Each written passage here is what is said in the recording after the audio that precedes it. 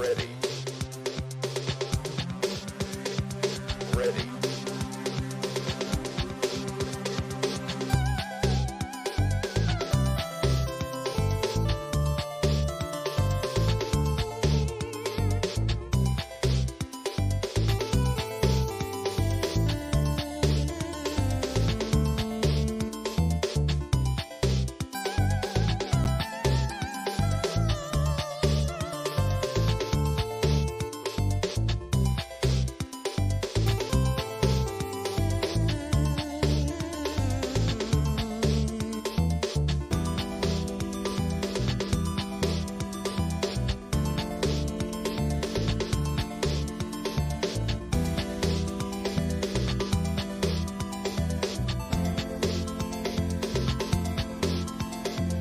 Ready.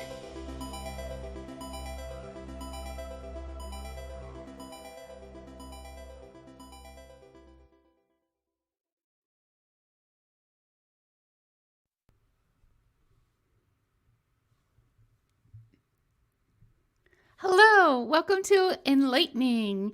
Today is our third episode in the series on Service Mesh. It's about Istio, and we're here with Marino, who's going to teach us. Marino, tell us why we should trust you to teach us about Istio. Hey, Whitney. Hey, everyone. Thank you so much for having me here. I'll be honest. I've been waiting a while for you to reach out to me and say, hey, can you be on my episode? And the moment you reached out, I was like, yes, oh my God, I was jumping all over the place.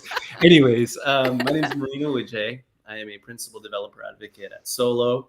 Solo is an application networking company focused on service mesh, API gateway management, and even CNI now. So it's really covering a bunch of networking technologies in that OSI model is what I like to refer to. Now, why y'all should trust me? I've spent a good chunk of my life and career in the networking space, and seeing what has transpired in cloud native networking has just excited me all over again. So I wanted to jump back into it and see what was going on. I wanted to dive deep into things like service mesh and container networking and proxies and API management to really understand how a lot of that networking has transformed. So I spent a good maybe 4 years really diving into this stuff. And, I'm here to just share whatever I possibly can with y'all. And I think we've got to keep that time. Yeah. Thanks. We did a series on Ingressi, I don't know, and then Service Mesh. Service meshes, we're in the midst of that. So a lot of the words you just threw around are words that are relatively new to me. I'd say within the last 6 months at least, like an API gateway. It's very similar to an Ingress implementation, maybe with a little bit of extra added feature. The OSI model, is that what it is? I forget that Open Systems Interconnect model. With all the different networking layers. And then what you said, CNI, we did a Kubernetes networking episode with Duffy. So some of these, I've been struggling on the show with how much knowledge can I assume people already have? Because we're starting to get into some pretty deep stuff. And so we should say cloud networking. What's CNI stand for? Interface. Yeah, cloud container networking interface. But if you, as those of you watching, if there's something that if we assume any amount of knowledge, if it's been on a past show, I might let it slide. But if you want to know what it is in the moment, please speak up. We're very happy to back up and talk about what it is. And then we have so many people saying hi in chats. I want to say hi back to you. Hello, Code with Sean. So good to see you. Hello, Epic Tralala. So glad you're here. Rats. Thanks for coming to Enlightning. Thank you. Hey, Archie. Yay, Bucky Buck. Hello. And Tiffany's here too. Hi, Tiffany. Awesome. I feel so much love right now. So those of you in chat and Marino, who's going to KubeCon or who's going to watch virtually? Anybody? What are you excited about? You? I'll be there. I'll be there all week long. So I get in Saturday for the Rejects conference. And it's a fantastic conference, B-side conference, where folks that didn't get accepted into KubeCon, great place to submit to. And quite honestly, I feel like the best talks end up there. And I feel like it's such an immersive, intimate experience. So you go check that out right before KubeCon. And then you've got the Colo Days. So I'm presenting it too. I've got Edge Day, where I'm going to be talking about doing, I think it's ambient mesh at using a Raspberry Pi, actually. It's kind of interesting. I'm working with one of my engineers, and we're like just developing this little demo to make this all work. I've even got a Pi somewhere back there. And then my second session, I'm diving into some networking stuff with the Cilium CNI. So Cilium actually is a little near and dear to me in terms of the networking stuff it does, only because of my networking career. Actually, before I really got into cloud native, when I was working at VMware, by the way, I did work at VMware, so I spent about 5 years there. So it's nice to kind of revisit a lot of the, anyways. When I was there, I heard about the Cilium CNI, and I started attending some of those Echo episodes where Liz Rice was on and walking us through what Cilium is and how eBPF, a really interesting function of the kernel, was helping with optimizing networking inside of a container environment. So I initially attended some of those videos, and I just fell off because I had so many other things going on in my life. But I realized how quickly the technology itself was growing. But that was the hook, right? Like that was the hook. It was a bait. It got me into the cloud native, and now I'm here talking about Istio and Service Mesh. And so it's interesting to see how a lot of this has come full circle. But I won't be doing anything specifically at KubeCon other than just hanging out and hoping to run into folks and chat with y'all during the hallway track session. High-fiving everyone. You mentioned Cilium. Cilium, we're going to do an episode on Cilium next with Duffy Cooley on November 2nd. I haven't made the webpage for that yet. And then we have folks who are definitely going to be at KubeCon who are watching. You said Archie, right? Archie's going to be there. Arat's going to be there. Tiffany said that she'll be there too. Rejects, I love. It's called, the full name is Cloud Native Rejects. And I just love that the community is leaning into the fact that a lot of great talks can't get into KubeCon. Like there's something like 5%, I think 5 to 8% of talks that get submitted get actually accepted to be given. So honestly, most of us are rejects in some way or another. So let's just lean into it and make a cool conference with what's left. What I like 100%. What I like about Rejects too is it's before KubeCon starts, and everyone is like bright and shiny and bright-eyed and bushy-tailed. Like we're just arriving and so excited to be there and see each other. If you find us later in the week, we're like tired and a little bit dead inside. Yeah, I'll be hiding in my hotel room, just dodging everyone's DMs. And I'm sorry, but I need to recharge. So if you want some fresh folks, we're all fresh at Rejects. Let's start maybe moving our way behind the light board. What I would love to hear from those of you watching, like what are you hoping, what questions do you have about Istio and Service Mesh in general? Are you currently using Service Mesh? If so, what are you using? Ask some questions for us right now. Give us some context about where you're at. And then meanwhile, Marino, I've had a theory. I think you are so prolific. Somehow you managed to be everywhere, even at the overseas conferences. And you managed to put so many resources out in the world that I think that you're like one of a set of triplets. And I just don't understand how you do it all. But instead of telling us the secret of how you do it all, will you tell us about all that you do? Yeah, there's a number of different things that I've been working on over the last, I'd say, several months. Earlier this year, I started a project called 70 Days of Service Mesh, open source, dive into Service Mesh from the lens of Istio, but in bite-sized chunks. I will be very honest, I am not done. I think I'm still at day 11, and I've got like maybe just about 70 days left in the year. So I better get cracking. I mean, if I can push another 10 days and I still got 2 months left and I should be okay. That being said, it's a great project if you want to understand a lot of the fundamentals of Service Mesh. But not only that, there are it assumes that you know certain things. There's certain things that you have to know in a mesh. You have to know some of the basics of networking to truly understand how a mesh functions and what goes on inside of that mesh, how services communicate. So I even shim in some networking basics in there, understand and help you all understand like how the Kubernetes basics ties into some of the mesh stuff as well. Another thing that I've been working on actually with one of my colleagues, actually two of them. So the Istio certification, it's a certification exam, much like the CKA. It was launched probably about a month ago. Who's And the go ahead. certifying body for that? Is that the Linux Foundation? Yeah, it's Linux Foundation. So very Okay. much like how they provide oversight for the CKA, CKAD, and some other exams. They're Okay. doing the same thing for the Istio cert. I So have another question. yeah, Do yeah. they do it for all of the graduated projects? I don't think so. I think it's just Okay. really on it's on the project to come out and say, hey, we want to build a certification. And Okay. to a degree, it's a bit of a marketing tool, right? The marketing Uh-huh. tool aspect of it is you're driving folks to help them level up their careers, but simultaneously building advocates that know your technology very well.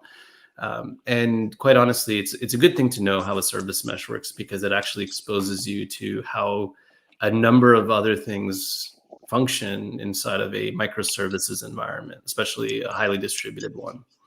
Uh-huh. But having said that, right, there's been a massive amount of community-led training that has been developed for a lot of these different certifications over the years. And it's phenomenal. Like people are going well beyond what an official training class would teach you to give you all the necessary pieces to succeed. So having said that, right, with that certification that came out a few weeks ago, I live streamed with a couple of others to like dig into service mesh basics and map it to the Istio certification as well. So it's all hands-on. You all should go check it out. And then the final thing is like go check out Solo Academy if you really want to get deep into Istio and service mesh. We've got tons of self-paced, self-led workshops, and we also do live ones as well, like webinar-based ones. Excellent. We have a question for you, and we'll learn some context here. Akil says, I'm starting to learn the Istio Service Mesh. Should I start with a sidecar model or ambient mesh? Maybe first, some of this I think I want to capture on the board, but maybe first we'll casually say what the difference between the two is before answering. Yeah, the real main difference between the two is just more of an operational model. And it's really to align with your technical and business needs. At a high level, it's still service mesh, it's still Istio. It's just a flavor where no sidecars are deployed, but mesh functionality is still available. We'll get into details as we're covering more. Okay. And for someone who's just getting started, which model do you recommend? So if you're just getting started, you're going to learn the sidecar model regardless, because there will be situations where environments are using a sidecar model, environments are using a sidecarless model, and environments are using both. And everything started with the sidecar model anyways. So it helps knowing how to use the sidecar model alongside your main container, and understand the functions it provides, how it executes and terminates things like mutual TLS, and where that shifts off to when ambient mesh enters the chat. So you should still start learning the sidecar model. You'll additionally learn ambient mesh, a sidecarless model, as a result of it too. Cool. We have someone new here, Alessandro. I have to confess, before we started this series, so less than a month ago, I say we, before I started this series, I didn't know there was such a thing as a sidecar-less model. The only service mesh I'd been exposed to was sidecar. And sidecars, when you have in Kubernetes, when you have a service mesh container running alongside your application container in a pod. So we've done an episode on Linkerd. Last week we did an episode on Kuma, and I've asked both those projects to define what service mesh is. So I would like to hear your definition of what is service mesh, and I'd also like to hear why Istio came to exist. Like, what problem was Istio solving when it got made? When did it get made? Tell us, so give us some Yeah. context. Yeah, absolutely. So a service mesh is a framework and a platform where microservices have the ability to discover each other, connect to each other, but also provide authentication mechanisms and authorization mechanisms. So there is trust and identity built into every single communication stream. It's a framework and a platform. That's as far as I kind of listened past that, but my Okay. brain got a little bit stuck there because I'm like, what does it mean to be a framework? What does it mean to be a platform? We dig Yeah. into why you chose those words. Yeah. So the platform offers up something pluggable where things can connect in anything. It could be a microservice, it could be a function, it could be something that we need to help move things along. Now, the framework aspect of it is there are a set of principles that we want to align to create resilient microservices. And so Service Mesh offers up that framework, and it actually maps Okay. to 3 pillars. We'll talk about that when you're ready.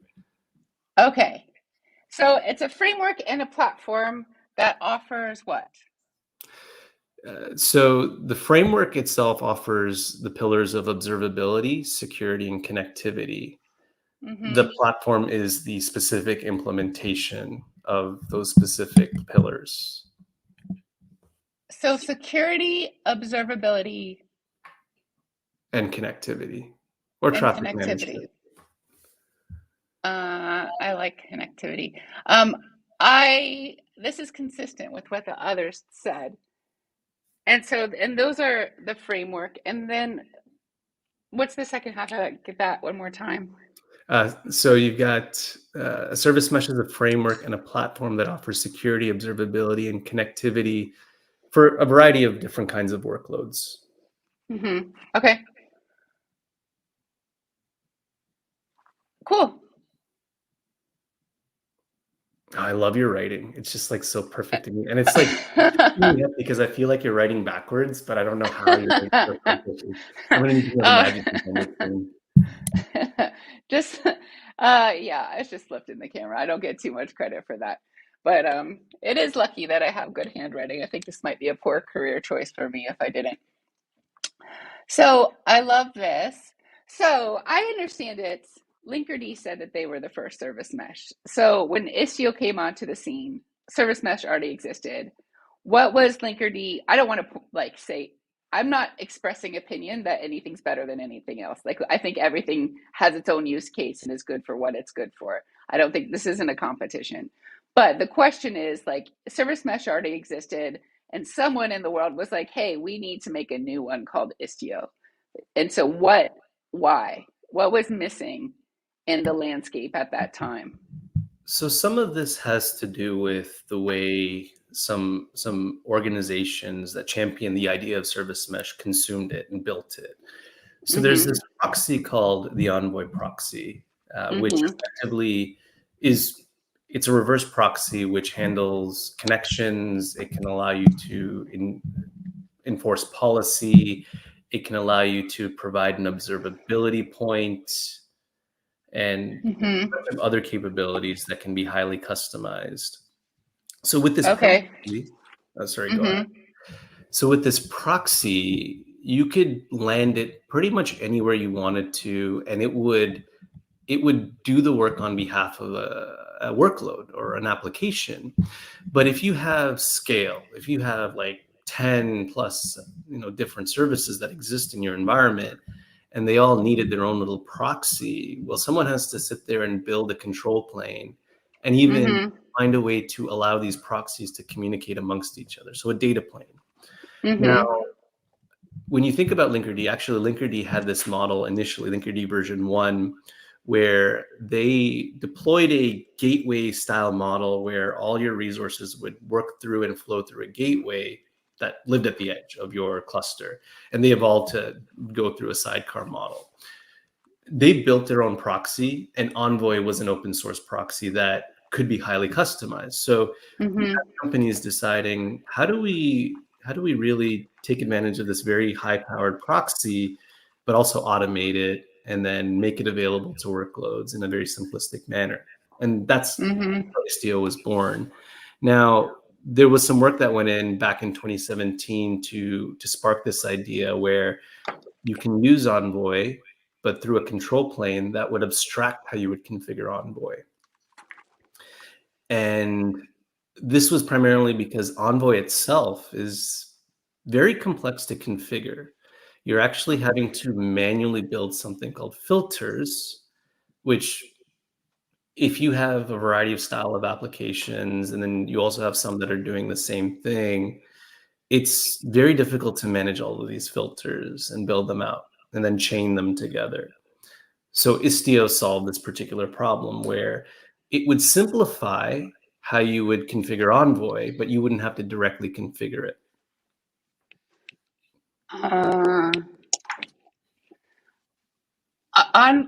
Istio simplifies the process of configuring Envoy. Exactly. It's an abstraction layer.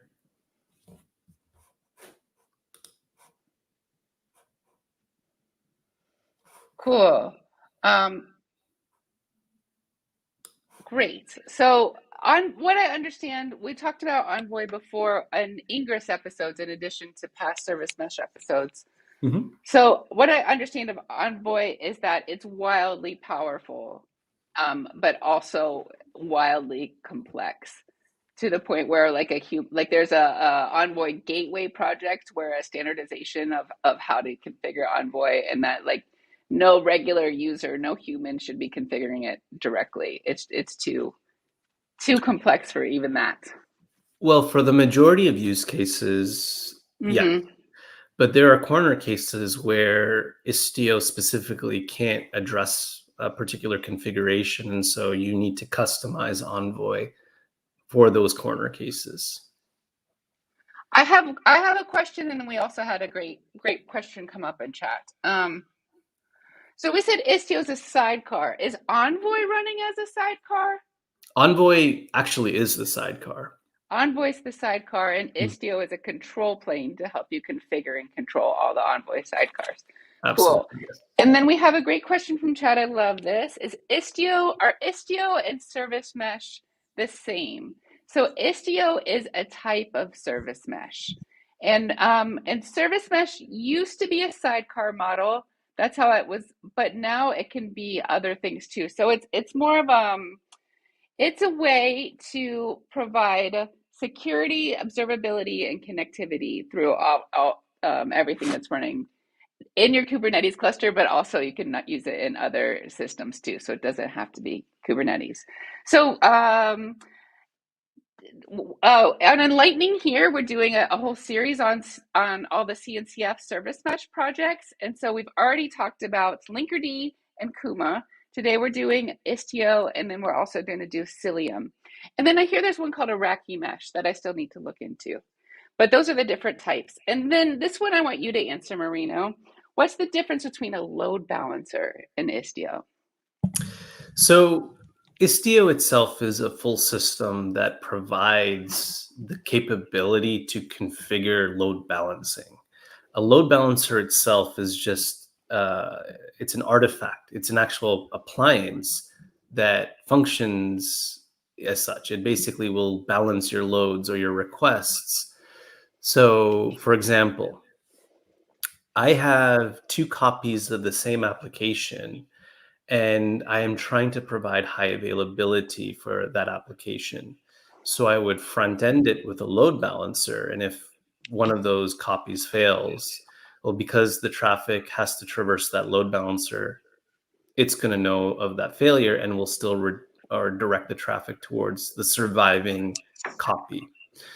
Now, you would have to configure this directly at the load balancer level, whereas Istio allows you to leverage labels and Kubernetes primitives to set up that load balancing using Istio primitives. So it's more of a Istio allows you to provide the logic for how you would want to configure load balancing, but the load balancer itself is the appliance that actions those instructions and that logic. So load balancing is one of the things that Istio can do, but Istio can do a lot of other stuff in addition to load balancing.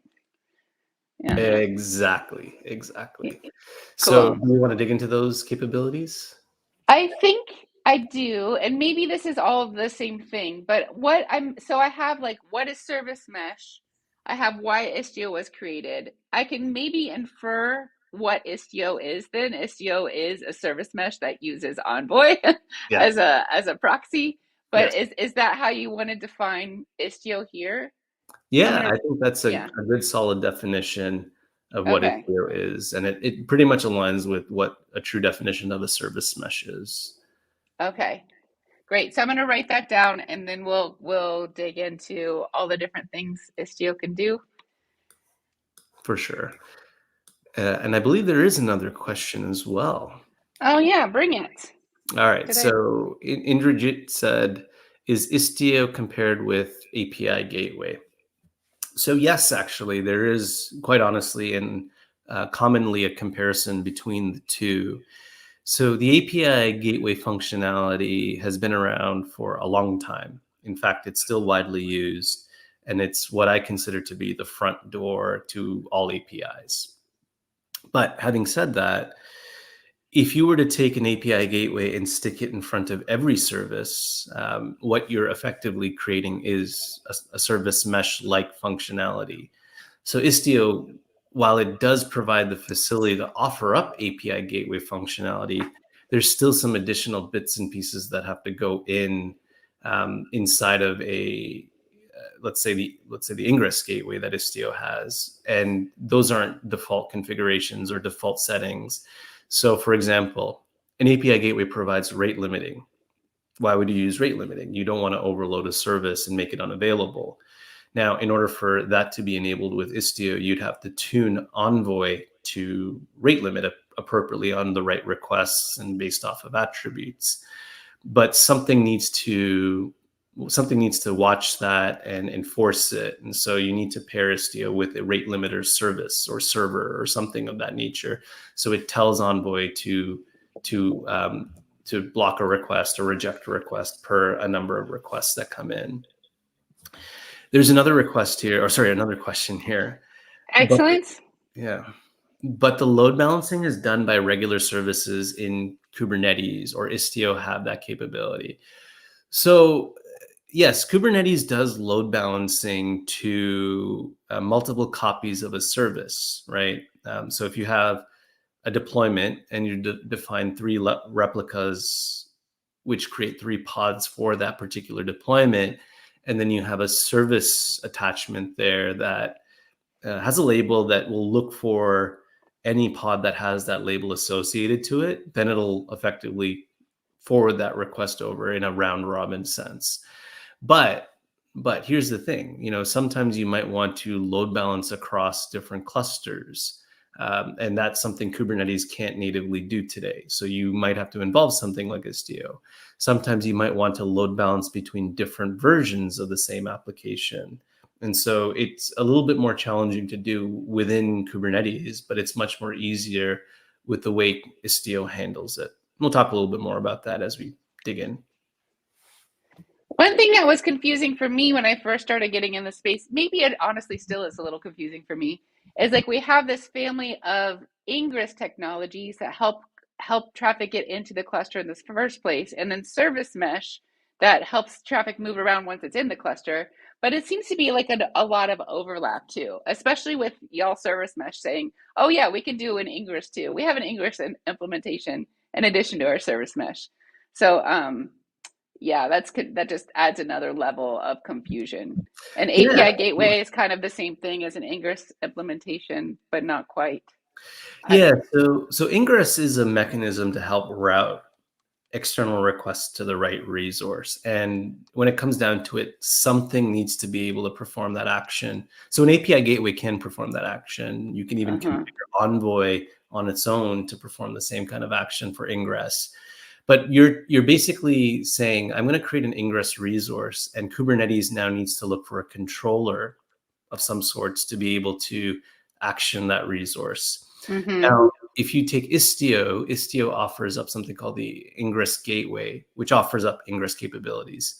So if you decided, hey, I'm going to stand up a Kubernetes native Ingress CR or a custom resource, Istio will know and understand how to process that. However, is that a custom resource? The yes. Ingress Gateway? Okay. Yeah. So it's a custom resource. Well, it's a Kubernetes custom resource, which Istio would understand. But you would normally affix an annotation to tell Kubernetes use Istio to do your ingress for you. That's one way, but it's very limited in capability and features. So we prefer you use the Istio Ingress Gateway and the Istio Ingress Gateway resource itself. And it's a different resource because it's not Kubernetes native, it's Istio native, which Kubernetes still can understand. Which is a total normal pattern. Like Contour Ingress has their own custom resources. Emissary Ingress has their own custom resources. And now there's Gateway API, which is a standardization about how to define your own custom resources within to be able to configure networky things, largely Ingress. But yes. Yeah, basically Gateway API is going to be, or is basically the replacement for Ingress or the Ingress capability in Kubernetes. And it does basically the same thing, but also some more capabilities as well, which allows you to define classes and structure it from a role-based access control standpoint. So the primitives are still roughly the same. It's just now you have vendors who offered up Ingress capabilities will now conform to the Gateway API spec. So everyone would configure it the same way. You just specify a gateway class based off of who's going to offer up the Ingress capabilities. And Istio would in this case. Excellent. And we have this one is maybe a little off topic. In Kubernetes, can we use a replica set for high availability? So a replica set is actually a function that sits right below a deployment, and all it really aims to do is ensure that you're running the desired number of copies that you've told Kubernetes to run. So if I say I want to run 5 copies, and I've specified in the deployment as such, the replica set, which gets created per the deployment, actually will be responsible for ensuring 5 copies of that app. And so if you want that to scale, you would want to use natively in Kubernetes, a horizontal pod autoscaler. But if you're looking for CNCF projects that'll help you scale, you could use the Knative pod autoscaler, which will scale based on number of requests instead of memory compute. Or you can use KEDA, K-E-D-A, which will scale on events. Exactly. There's different ways to do it, and it's phenomenal how far we come along in cloud. Yeah. And Fuel Snowball's here. Hello, Fuel Snowball. Always a pleasure to see you, friend. All right. So Istio does a ton of other cool stuff too. I know it does, but I don't know what the cool stuff is yet. I'm on the edge of my seat. Uh-oh, you're silent. Right. Okay, there. Okay. There we go. So there's something very interesting and important that must exist in a lot of environments, and it really comes down to the way we authenticate our services and authorize them. So backing up a bit, one common theme that we tend to come across is the idea of mistaken identity, or someone assuming the identity of a workload. And that's problematic because if you have a misrepresented workload that enters your mesh and is able to now communicate with other workloads, exfiltrate data, that's a problem, right? So we want to be able to validate every single service that exists. So for example, if I have service A, B, and C, there should be identity attached to that. But that identity should be issued from someone that's a trusted resource or trusted entity. And that happens to be Istio as a control plane. And by the way, the control plane itself is called Istio D, which runs as a pod inside of the cluster. So is it all one word? Yeah, Istio D is all one word. Istio D. Istio's control plane that runs as a pod in the cluster. Exactly. Is that correct? Correct. Okay. It normally runs in the Istio system namespace. Okay.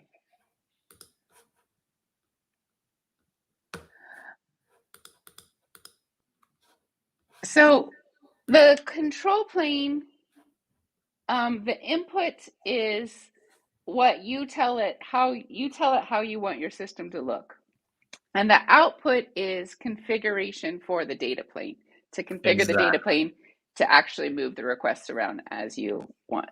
Correct. So anything that you pass as a YAML configuration that Istio understands, Istio-D will then take that configuration and translate it necessary for Envoy's understanding, and then that becomes a configuration. And this all happens, this actual connection and translation and issuance of configuration happens through something called the XDS control plane, or XDS data plane, I should say. So that XDS data plane is the mechanism and the laneway for which Istio sends configs to Envoy. It's like a pod running too. No. It's part of Envoy, and it's something that Istio will speak to. Okay. It's not a pod or anything. It's just more of a service that pairs between Istio-D and any Envoy proxy that exists. Okay. So XDS data plane is part of Envoy, and what's the rest of it? And it receives through XDS configuration from Istio. It helps Envoy receive configuration from Istio.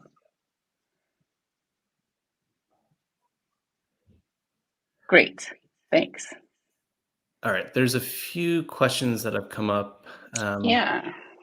So David Michael is asking, thanks for the insightful stream. Will eBPF change Istio?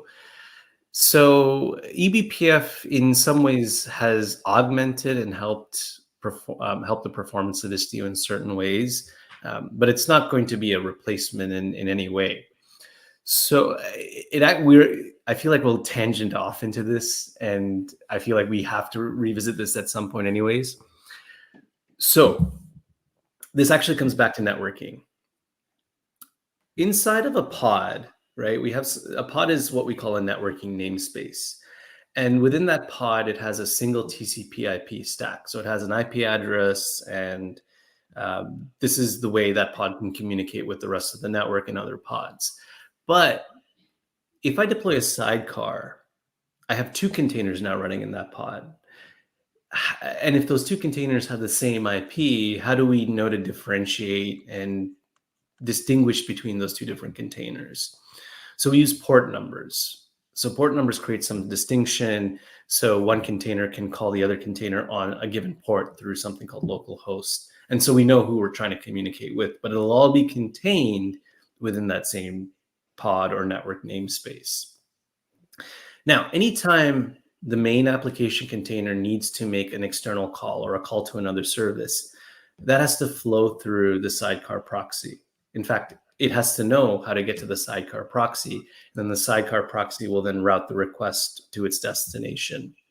In order for that to happen, when you actually deploy Istio and you turn on something called sidecar injection, and then you deploy a new application into a namespace, a sidecar injected enabled namespace, IP tables is rewritten so that traffic now forwards through the proxy.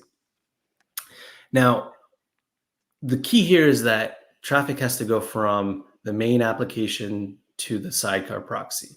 There might be some latency in that situation. Latency means the request might be slower to respond, and that could be problematic. So the way eBPF works is that it optimizes traffic and its movement in the kernel space. So it's able to make decisions very quickly in the kernel space. And so you can use eBPF logic to optimize kernel space traffic and optimize the way the flow goes from the main app to the sidecar. So long way to say, will eBPF change Istio? Yes and no. It won't replace things that happen in Istio, but it can provide some optimizations for the way traffic moves between an application container and its sidecar. I love it. I love that answer. And probably related to that wonderful answer, they want to know if we can definitely access the recording when this is over and watch it again. And it's going to be alive immediately on YouTube. And then one more, I'll say about eBPF2. one thing that I had to wrap my head around is when we're talking about the kernel, now we're talking about the host machine that all the pods are sitting on. So eBPF is not pod specific, it's host machine specific. That's the only thing I had to add to that. And does Istio Ingress Gateway use Gateway API? Does Istio plan on conforming to the Gateway API spec? Yeah, actually, if you go to Istio's documentation, and as of, I think it was 1.17, the Gateway API capabilities were present. So you actually are offered the option to either use the Istio Ingress Gateway or the Gateway API spec when you're deploying Istio. It's entirely up to you. I'm just checking I'm going to check one thing on the docs just to see if it's currently in beta, which I think it is. But that shouldn't prevent you from using it if you need to, because I imagine it'll eventually move into a GA state from the Kubernetes ecosystem standpoint. And another question, do you have a recommendation for the best way to install Istio? You can use Istio CLI or Helm or an operator. So we're actually going to cover that. We'll cover that as we're going along. I feel like I'd be pulling away from that piece and then have to come back and revisit it. So yeah, we'll cover that, Akil. Don't worry. We'll get you there. Cool. You're looking up Gateway API spec? Yeah, but we can keep going as this is okay. I'm just literally looking for if it's how I should say beta. That's really it. Ingress Gateway, Gateway API. Oh, it doesn't look like it's V1 beta 1. So that's okay. Nice. And that means it's fully usable. It's not experimental or anything like that. So you're in the clear. Cool. All right. So we're talking about, I have this. Istio does a ton of other cool stuff too, where it's some space to write down the cool things. Yeah. But then we started talking about some of how it works. So Istio D is Istio's control plane. It runs as a pod in the cluster. XDS data plane is part of Envoy, and it helps Envoy receive configuration from Istio. Yeah, and I had to set that context to help us understand some of the other capabilities of Istio. So let's go back to the capabilities of Istio. We have load balancing, which we talked about already. Okay. And then we have service-to-service authentication. Cool. Yeah. And why are we specifying service to service auth instead of like pod to pod or service to pod? The primary reason behind that is because pods are immutable and ephemeral resources. So we don't want to depend directly on them as a naming convention. We rather use the service abstract to understand how to interact with them. So that's why we call it service to service authentication versus pod to pod authentication. Cool. And then the next one is going to be monitoring and logging. So quick sidebar, the reason why we would want to do monitoring and logging within our service mesh is really to understand the traffic path of a request. There might be multiple services that are hit in that path before a request provides a response, before we actually receive a response. Now, where the monitoring and logging come in is that if there is a failed service, we want to know about it. We want to know why it failed. We want to know how to recover from it. And so there are capabilities such as tracing that are built into the service mesh. We're able to extract logging information from a sidecar point of view. And we're able to pair with tools like Prometheus and Grafana to capture some more telemetry. Cool. So this monitor, logging, and tracing are the three pillars of observability. So we're saying that we're talking about observability here. Exactly. Cool. It sounds like you went quiet. Maybe Yeah, no, I mute every once in a while. All right. And the next feature is service resiliency. Okay.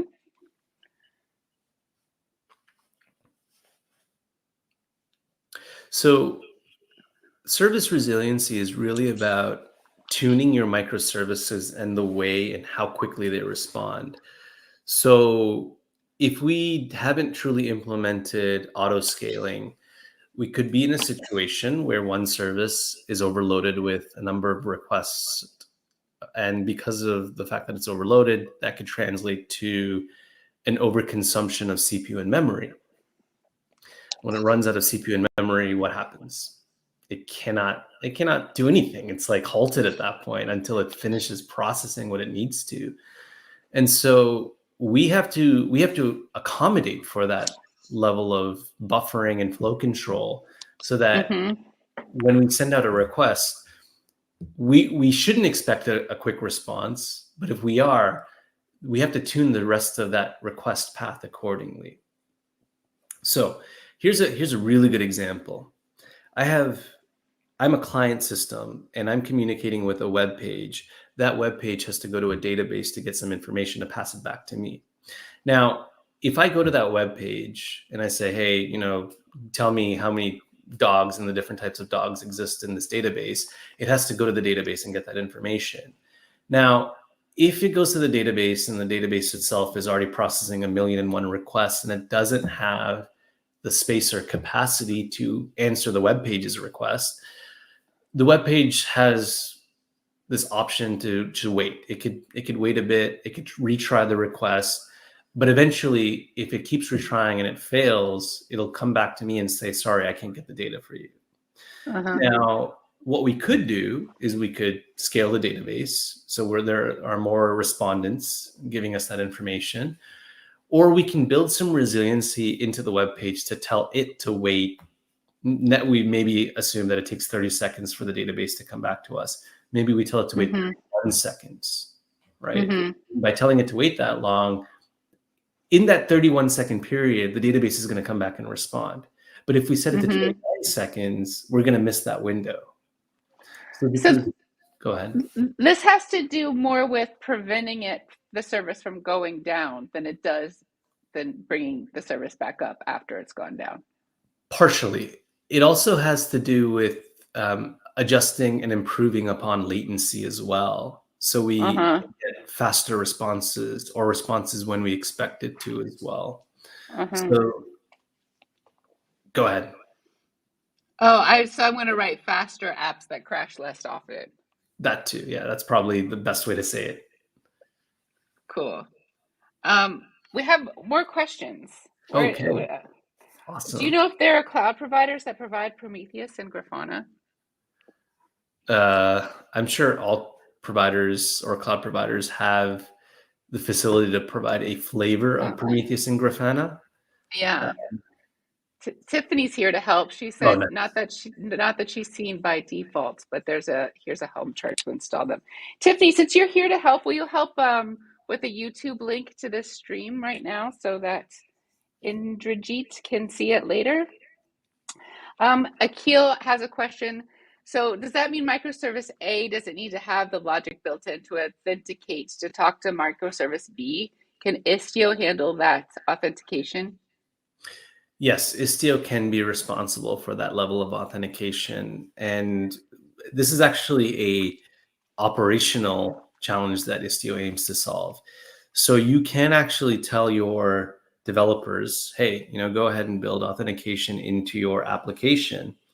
But then you have to now worry about expiring authentication or expiring tokens, or you have to worry about the rotation of them. And that's not something you want to go back to your developer and say, hey, rebuild this code because now I have a new certificate for you. Yeah. So we remove that function and move it to the sidecar. That authentication is still present, but it's not on the onus of the app to do it. It's the sidecar that will be responsible for it. Awesome. And Tiffany put that YouTube link in. So thank you so much, Tiffany, for that.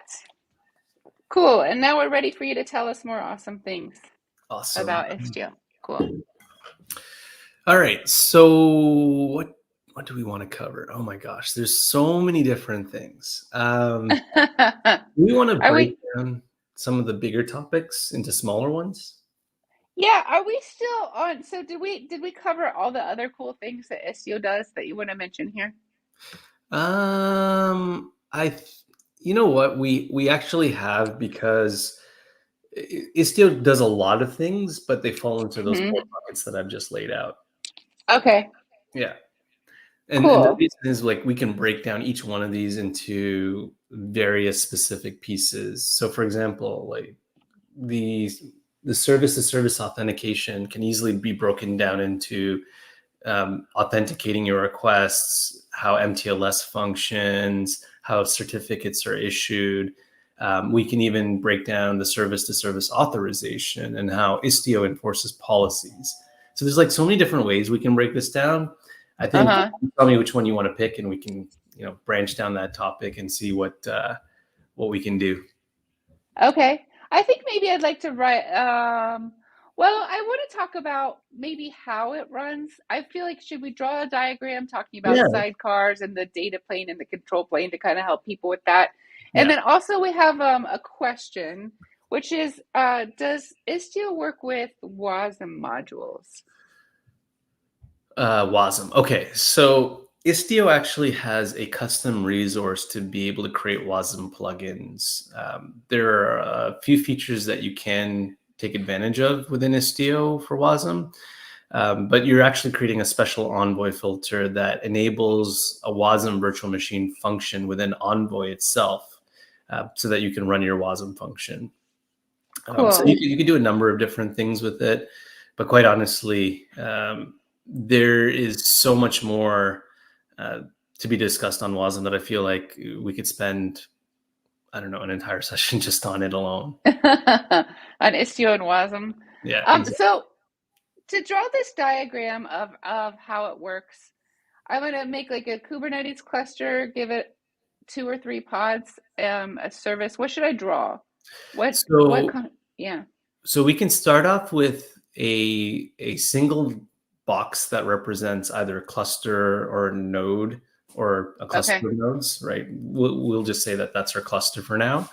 And Mm-hmm. then at the edge, at both edges of the box, right, we can draw another smaller box or circle, and that'll represent our ingress and our egress. Okay. Okay. And then within the actual larger box, we can draw pods or whatever we want to draw. And then we'll draw like a little bar underneath those Mm-hmm. pods, and then write in traffic management, observability, and security. And right under that, we'll draw the Istio logo. Okay. Oh, you overestimate my artistic ability. Okay, so first we're to start. This is our either this is our cluster, and it'll be a 3 node cluster, but they'll be stacked. How's that? So That's 3 computers running our distributed Kubernetes cluster. And then we have, you want ingress and egress, Yeah, right? might have to make that a little bit bigger of a box, but it's up to you.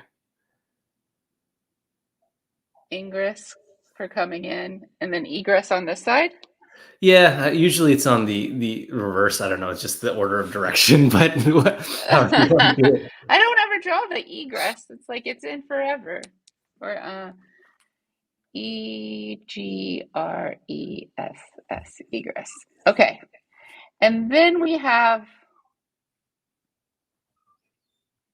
Okay, and then we have 3 pods, and those pods are all the same, a copy of the same. Do you want the pods on the top or the bottom? Top, please. Top. Okay. And give them Oh, a little space in between the pods. okay. How much space? Is that enough space? Yeah, because what we'll do is we'll just draw a little line to basically represent the portion of that box that's the sidecar as well. Okay. So if you So want to this is running. Oh yeah. So if you want to use a different color, and we could shade out the sidecar part. So maybe take the box and like break it in half, or however you want to do it. I'm going to draw 2 smaller Okay, boxes that works too. representing the containers. That works too. So this is like an app, and I'm going to use pink for the Envoy proxy because that's the Love color it. of Envoy. Love it. Okay. We're getting colorful in here. Yeah. Perfect. Okay. So we have 3 copies of the exact same application running in each pod. And then we have our Envoy proxy. What Let's about make hot it pink? In the chat. Can we make it hotter? Then I'll put the word pod up top. And then now what do we want? Now what we want is another box underneath those three boxes that just kind of is able to wrap them, or not wrap, I should really say, just span them, or span the three boxes. Okay. Does And this then represent the service, the Kubernetes service? No, this is going to represent just the Istio control plane. Okay. Should it be further down? Yeah, please, if we can make it further down. Okay. And we have a lot of stuff going in this Istio control plane? No. Okay.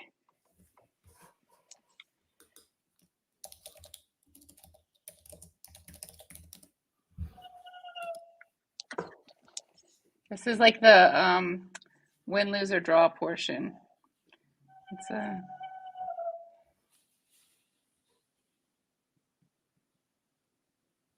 Okay, now what? Now, what we want to, are you interested in drawing the little Istio sail? I'd have to see it. I have a hard time drawing.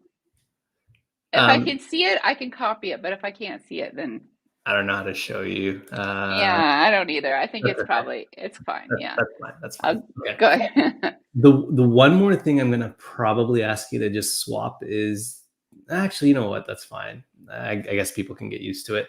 So we're gonna create some directional flow here. Okay. So we're gonna take an arrow and point it towards ingress. Okay. I'm deciding color. Okay. Exactly. So we have this is an incoming request. Exactly. It's an incoming request, right? So as it flows in, it's going to go to either one of those apps. We could pick any one. It's fine. So it's going to go to the application container in the pod? Yeah, but what we want to draw it as is as it flowing first to the proxy and then to the app. No, not the app. First proxy, then app. Okay. Yeah. And then let's refresh on what this proxy is doing. So request goes to the proxy, and then from the proxy to the app. Exactly. Okay. So a fun fact, the ingress that you see there and the proxy that is beside the main app, they're both Envoy. Oh. Yes. Well, now it looks like I spelled ingress with like a French way, but that's That's okay. All right. Cool. So let's explain what's going on here. So as I receive traffic into my ingress or into my cluster, my ingress needs to know how to send that and where to send that off to. So it'll basically do a bunch of things, look up the Kubernetes service, and then send it off to the necessary pod. But there's a lot of stuff that has to happen in between. I think we should take this diagram and then also create a side diagram to show the flow of how all of this works.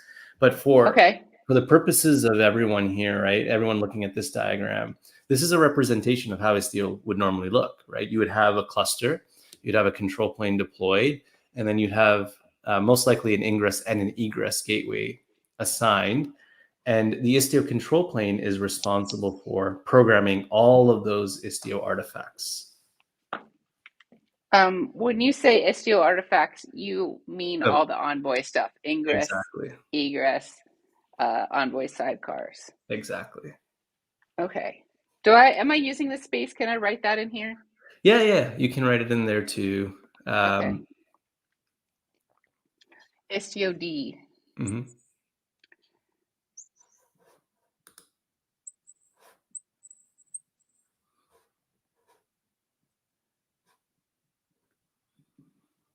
Istio control plane configures ingress, egress, Envoy sidecars. Well, it's all Envoy. Yeah. I am also going to ask you to draw three little diagrams, or three little icons. One is going to be maybe just a 4-way arrow. You know what I mean? Like, so you've got like one arrow that goes north-south and then another one that goes east-west. And then another one that's going to be just a lock icon. And the last one is going to be a magnifying glass. What? So just like within the cluster, all the traffic's moving with observability and with security. Correct. Yeah. Okay. Okay. So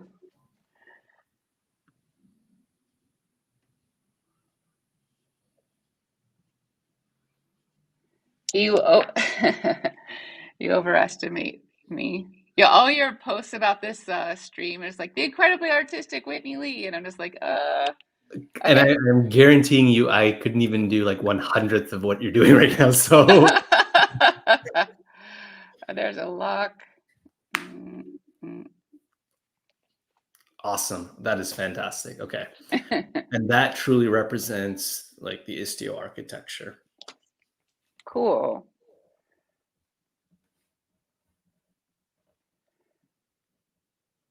I feel like we haven't scratched the surface yet. We still have so many things to talk about. Okay.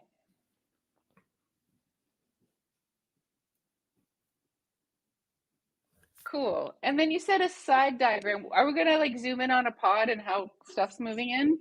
Yeah. What were you thinking? Yeah. So what I want to do is I want to zoom in to demonstrate the real flow of traffic and also talk about some other resources that influence this traffic direction. So I guess what we can start off with is an arrow, an ingress box or something, and then a box with a pod or something like that. And then we could also draw out some resources that we have to define and create for these things to function. So let's actually talk about that, because when it comes to traffic management, right, the way we move resources around in a mesh, we need one particular resource called the virtual service resource. Now, the virtual service resource is a translation and a definition of where a Kubernetes service lives, or what the Kubernetes service is. So I receive traffic on my ingress, but what is my ingress controller or gateway looking for? It's actually looking for a request on a host name. So let's say my client is making a request to www.vmware.com, right? My gateway understands www.vmware.com. And then it has to tell a virtual service, hey, I received a connection request on this host name or this domain name. Can you route this request?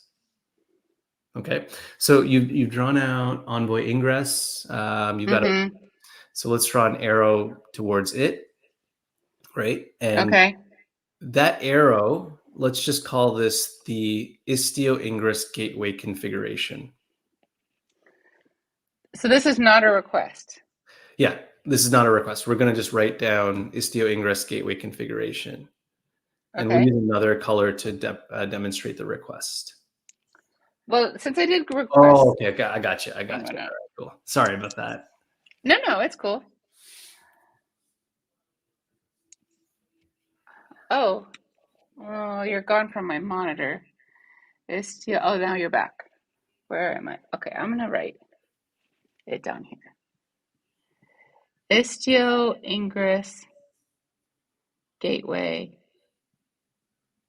configuration.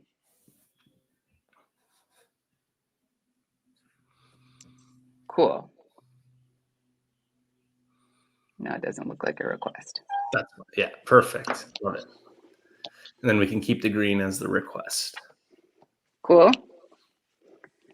So I like my son and I. Well, my son is 24 years old now, but when he was a kid, we used to go to a website called stuffonmycat.com. So, and all it does is generate photos of cats that have stuff sitting on them. It's still there. It's terrible. So let's use that as our example. We need to get a database, maybe call or whatever, to get the images of cats with stuff on them. Fine, works for me. But Okay. the host name is what we want to start off with. So let's assume that the domain and our host name that our request is coming in on. So that configuration that you drew out below is listening in for requests on that host name. So if there is a match on that host name, now that's a trigger for the ingress gateway to say, we have to route this somewhere. We have to do something with this because there's a match.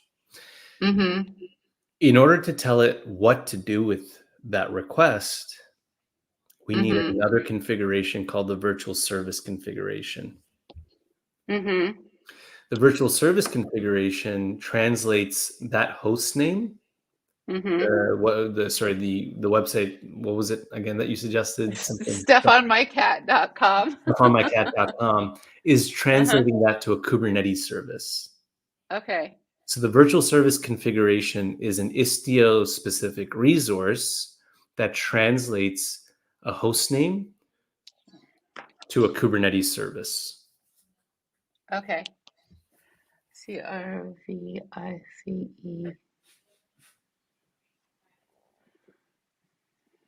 So this is a custom resource, Istio custom resource that translates a host name to a Kubernetes service.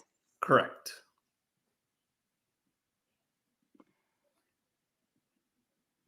Okay. So once it finds that match of the Kubernetes service, by default, as long as there's no other policy applied to it, it'll forward that request to the label that matches that Kubernetes service, which happens to be the pod that you drew out. Okay. So I'm going to S stuff on my cat.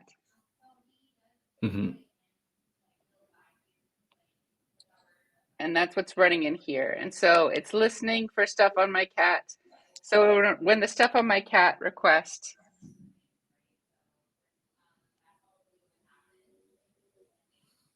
it comes in. Yeah.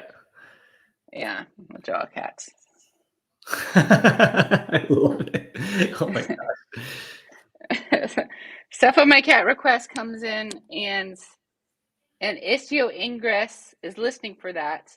And then when it sees it, because of the virtual service configuration, it knows to send the request to the Envoy proxy that's associated, that's sharing the space. Exactly. It sends it to the Envoy proxy, which is a sidecar.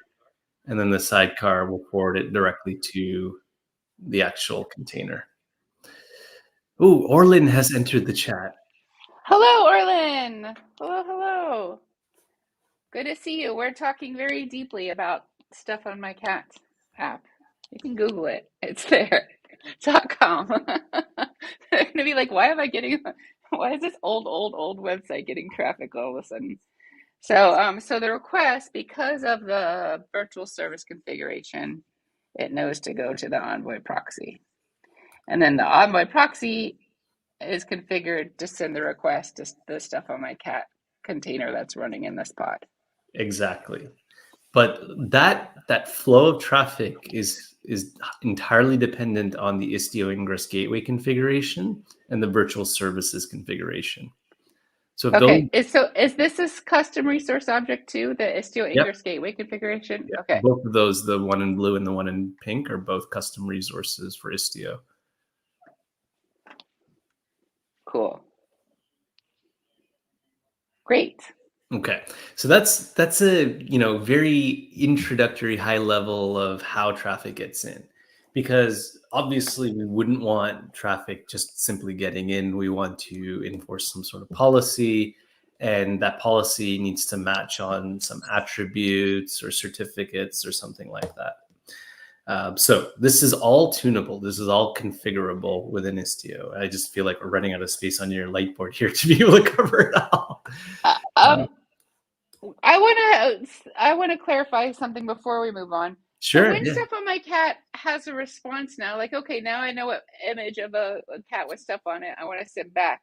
That Mhm. goes back through the Envoy proxy, Correct. and then Yeah. that goes to the egress. No, it'll actually. Then it goes. So interestingly enough, the ingress resource is actually receiving the request. It's not really sending out the request or responding to the request per se, but it can be tuned to do so, right? Okay. So the idea is the reverse path. The reverse path should be roughly the same for the request and the response itself, but that can be modified at times. It could go elsewhere. We can redirect it, but by default, yes.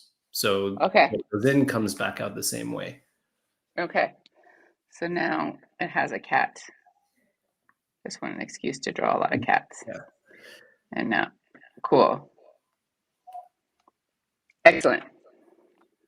We got it. So another fun fact, if you deploy Kubernetes in a cloud environment, and then you decide you want to use Istio, and then you decide you're going to use the Istio Ingress Gateway, you know that service type load balancer that Kubernetes has? Yes. Yes. The Istio Ingress Gateway is a service of type load balancer. Ah. Mm-hmm. So when you landed on a public cloud provider, or you land a cluster with Kubernetes on a public cloud provider, and you deploy Istio, the Istio Ingress Gateway will actually have a public IP address. Normally speaking. I mean, in private environments, that could be a private IP. That's okay. I'm just going to write load balance. So this traffic has observability, security, and load balancing. Yes, because I mean, there could be multiple copies of that pod as well.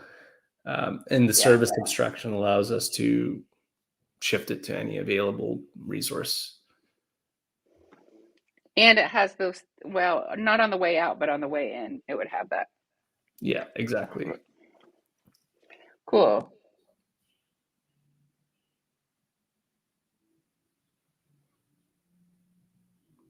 Excellent. I'm going to draw some boxes around what we've drawn. Nice. Love it.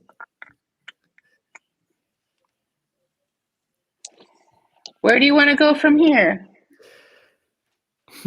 Okay, so we've covered off, some of the key aspects of traffic routing. Just thinking maybe we can talk a little bit about security and understand where security plays. Okay, let's do it. So what we can talk about is first the concept of authentication. So normally when we have to authenticate to something, we would issue a username and password, and that's the most common approach. But it's not as if services that communicate amongst each other are always going to say, hey, take my username and verify that it's a legitimate username in your database, and then I'll also validate the password as well. It's not how things normally should work in a service-to-service environment. So the way and mechanism that is normally preferred is to use client certificates, or more specifically, transport layer certificates, or even more specifically, transport layer authentication and encryption. Woo! Okay. So TLS is the short form of it. But the simple idea is I'm going to make a request out to you, but you have to verify to me that you're authentic and you're legitimate and you are who you say you are. And if you are who you say you are, then the transaction can go through fine. And that's what we call one-way TLS. Now, if I communicate with the server and the server comes back to me and says, I also want to validate you to see who you are and you truly are who you say you are. Well, once you validated that, once I've validated that, then we can have bidirectional communication. That bidirectional communication happens in regular Kubernetes anyways. So you have pods that will communicate bidirectionally to each other. So as a result, they should both simultaneously authenticate each other. So in Istio, there's this concept called peer authentication, which enables us to determine if we have sidecar resources that can authenticate to us, right? If they have a sidecar, Uh-huh. have a certificate issued, and the policy says you're allowed to talk to each other, then we can authenticate each other and our communication stream can go through. But also that MTLS offers up encryption. So the traffic that's in motion between these two workloads is encrypted. The payloads are encrypted. So the traffic between workloads adheres to policy and is encrypted.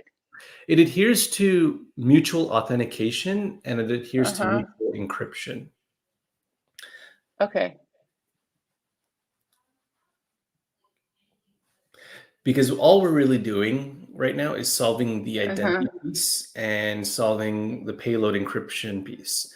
But there's another piece of authorized, right? What services can do and what actions can they perform against other services? Okay. So it's authenticated and encrypted and authorized. Well, the authentication and encryption normally would happen first, and then once all of that has been resolved and taken care of, then the authorization also kicks in to just ensure that role-based access control is in effect. And so to set this up, how much of this does the user need to maintain and think about? So the user is going to be responsible for enabling something called peer authentication, which is a resource in Istio. And it's called peer authentication. And that simply enables the authentication as well as the encryption aspects of the service-to-service communication in security. Cool. And then separately, a user would have to also enable authorization so that when we make HTTP requests between services, they can only perform certain request methods, like a GET versus a delete. And the authorization is also an Istio custom resource? Exactly. It's what we call an authorization policy.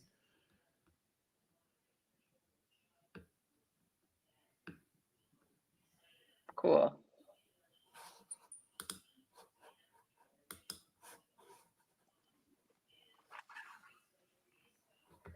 Awesome. So that seems, for as powerful as it is and how complex it would be to do that directly with Envoy, it seems pretty straightforward to do it using Istio custom resources. Yeah, I mean, if you're starting off to deploy Istio, it's very straightforward to get up and running and even have all of the basics deployed. It's the tuning and the customization where it gets very interesting. Yeah. All right, so I think we've covered the necessary pieces for security. I think the last thing I want to cover off is the observability piece. Okay. I'm going to, I think with this piece, I'm going to capture all the different Istio custom resources we've touched so far. Yeah. Oh, yeah, for sure.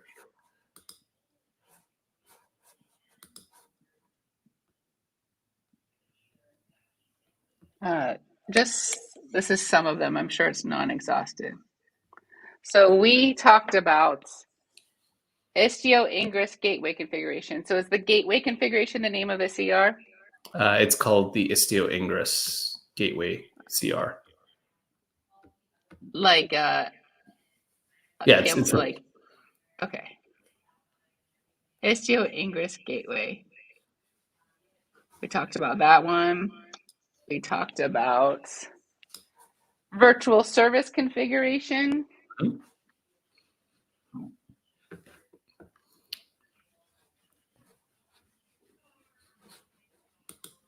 Cool. How is the experience of being a guest on the show? Is this what you expected? Very much so. And I'm starting to realize, like, oh my gosh, we're able to pack this light board with a ton of information, which actually is an excellent cheat sheet when you think about it. Yeah.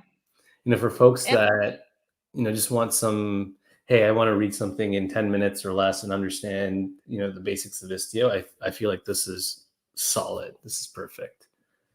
If so at the end of all of these episodes, I'll do a recap of everything you've taught. Nice. So I think as a consumer of video content, I might not want to watch something as long as this. Like being here live and asking questions is what is very fun. But if I was consuming it, what I would do is fast forward to the recap. I'd watch the 6 to 10 minute recap, Yeah. and on Twitter I have a thread of all the boards. Yeah. So I would like get the file of the finished board, and I would watch the recap and feel like I'm going to. Awesome. And Orland's cheering us on. Orland says we're doing great so far. Thank you, Orland. Thank you.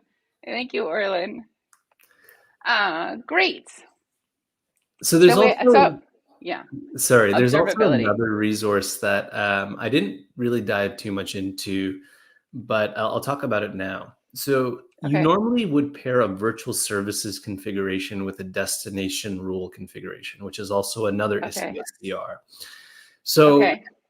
you can think of a destination rule as a way to apply policy to when traffic arrives at the destination or how it should process that traffic towards a destination. So this is another CR.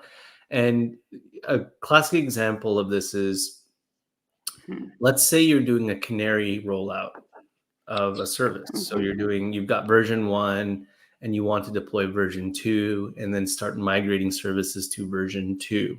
I mean, within Kubernetes, there are ways to do this, but within Istio, you actually use a destination rule, which defines the two versions and it aligns them. Defines the two versions and aligns them to what we call subsets. These subsets are translations to version 1 of the Kubernetes service versus version 2 of the Kubernetes service.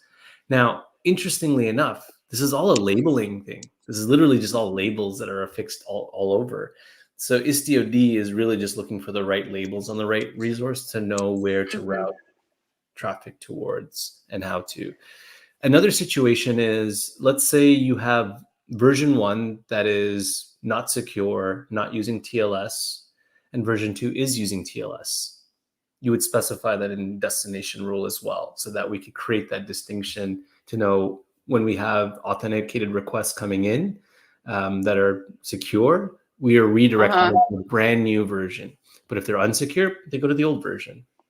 So it contains your routing rules. No, your virtual services contain your routing rules. Your destination rules contain your policy on arrival. Okay.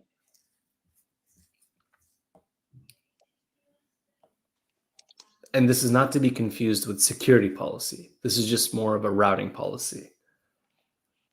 Okay.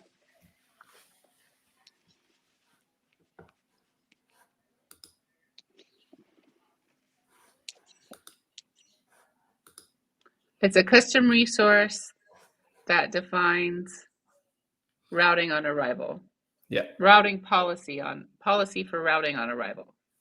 Exactly. I love that.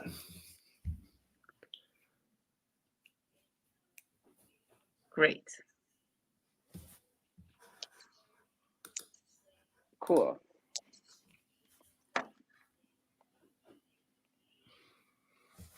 Okay, so we've got the traffic management stuff covered. We've got the security stuff covered. Let us jump into some observability. And then we can do a few things afterwards. So within observability, there really is this concept that we're trying to align to. So it comes down to latency, errors, traffic, and saturation. Are these called the golden signals of traffic or something? Yes, absolutely. That's exactly it. Now, Istio aims to provide these metrics on these 4 golden signals, so you can discern how services are responding, if they're responding quickly enough, if they're returning the right HTTP status codes, if they're met with some latency, if there are a set of failed requests in a given amount of time. And that's all important for building the resiliency into our microservices. Will you state them for me again? Yes, Latency, errors, resiliency, errors. Latency, errors, traffic, and saturation. Yes. Cool. Also abbreviated as LETs. Oh. I didn't know that. So, and then Istio is, tell me how this relates to Istio. So this is observability, falls under one of those pillars, right? Istio provides you the facility to capture logging information, tracing information, and even metrics around latency or failed requests, or even like, a given amount of requests in a certain period of time. And that data that you take is allowing you to decide how you best tune your environment. But it's also telling of failures. It's telling you of any sort of scaling limitations that you're currently experiencing.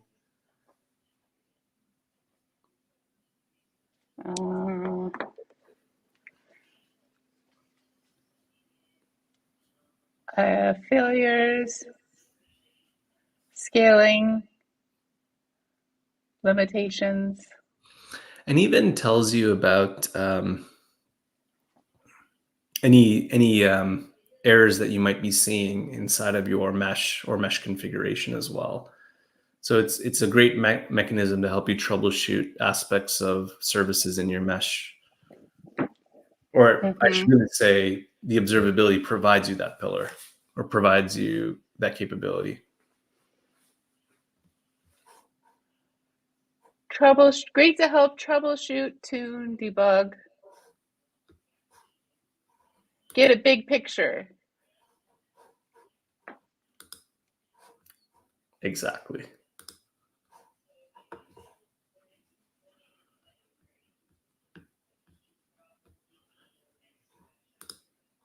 And that makes sense to me, because it's everything at every step is going through this data plane, this Envoy proxy. So if Envoy is paying attention and recording those things and maybe sending them somewhere centralized, it would make sense that such a system would allow for observability. Exactly. I mean, the idea really is to make sure we can capture telemetry somewhere and export it to a system or solution for further analysis. And Istio, and even other service meshes too, it's not just Istio that does this, but all service meshes will capture that telemetry for short-term storage. It's not meant for long-term, but there has to be a sync somewhere where all of this can be stored and then further analyzed down the line. So it's normally a situation where you pair Istio with something like Prometheus and Grafana, in addition to tools like Kiali and Jaeger. Jaeger, and I'll describe these tools. So Grafana gives you a health perspective of all of how your services and cluster and nodes are performing, much more a metric standpoint of like CPU and memory. Prometheus kind of takes that a little bit further and gives you more specifics around those details. So you can think of Prometheus and Grafana as performance related. I have a question. Now, yeah. Does this adhere to like open telemetry standards? Yeah, actually it does. So there's, I was going to mention that as well.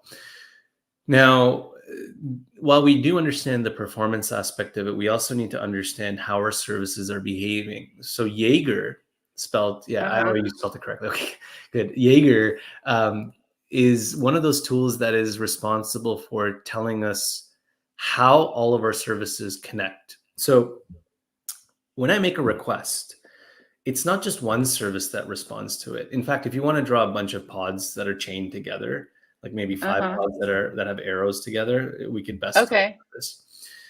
But in Jaeger, those 5 pods are part of what we call a request flow. Okay. Now, we have to know the sequence of that request flow and how these requests, or sorry, how these services are tied together. So, so it's not so much Jaeger, but there's something called B3 header propagation, or better known as X header ID, which is a unique ID that ties every single one of those hops together. So it stitches them together so we can visualize this and see this.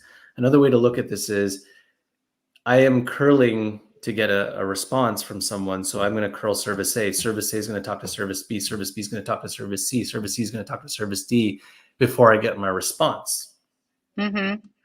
Now, that B3 header information or that X header ID information is consistent between those four services, signifying that they're tied together for this given request. We call this a trace. And within a trace, we have several spans. Each one of those hops is considered a span. So, what color? This is a span. Yeah, that's a span, and the entire thing is a trace.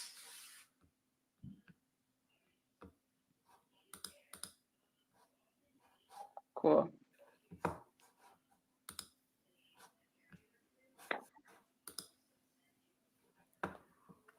And there's a question from Todd.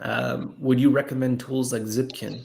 Yeah, actually, Zipkin, Jaeger, both are formats understood by Istio, so either one can be applicable to your use case.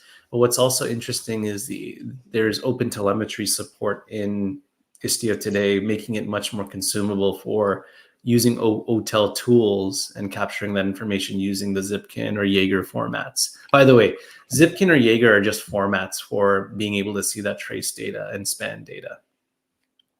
But the reason this information is important is if someone is trying to debug something wrong or they're trying to troubleshoot, this information is very powerful to have.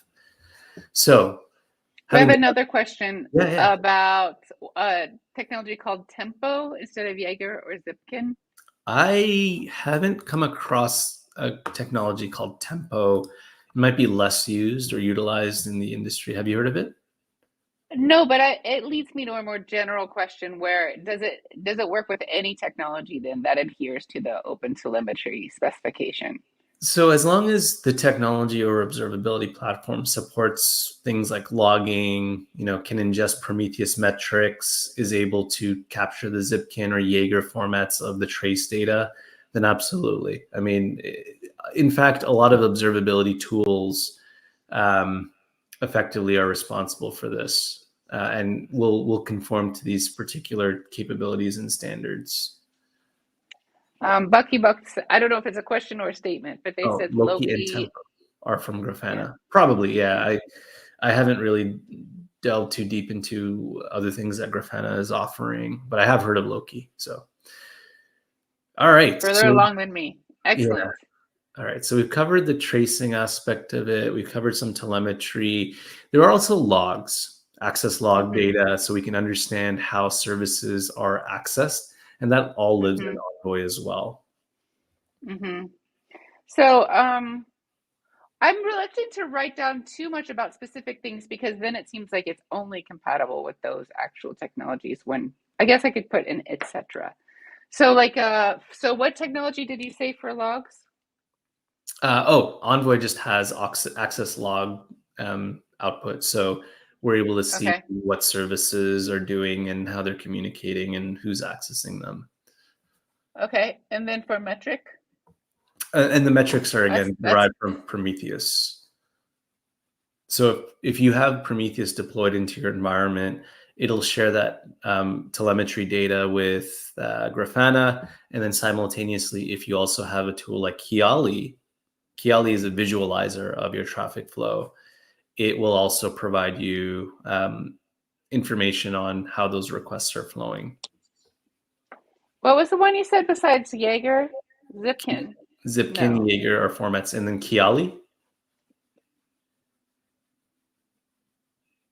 I'm just going to put etc. Yeah, that's fine. That's okay. Yeah. I think Kiali is like a slick tool. really awesome in terms of showing y'all how the traffic is flowing, like a literal visualization of your traffic flow. Cool. Okay. Excellent. So maybe I think it'd be a good point to maybe talk about how to get up and running and installed. Yeah.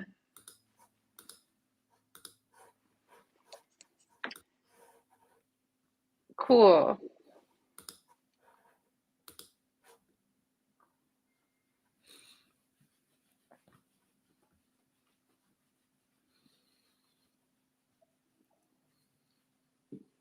How to install Istio?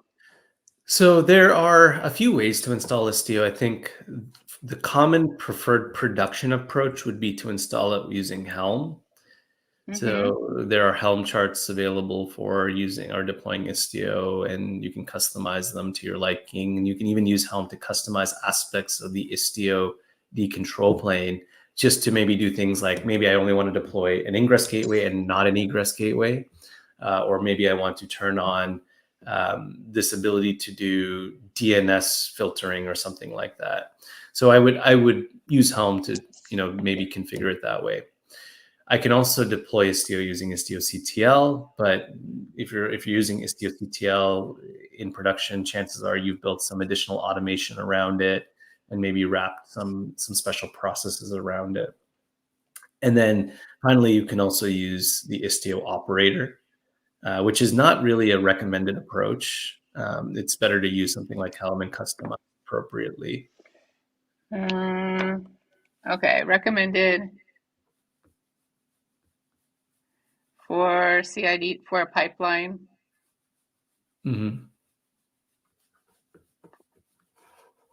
Istio operator not recommended. Why is it not recommended? There are a few reasons, and it really falls to the debate of like the community and how they view the Istio operator being more of a fixed, imperative resource, right? There are a lot of thoughts around it, and then the supportability and the customization of it. So I feel like people, or most production environments, tend to gravitate towards using Helm for consistency's sake as well. And then do you want to talk about how Istio runs? We said it can run as a pod in Kubernetes, but do you want to talk about non-Kubernetes use case?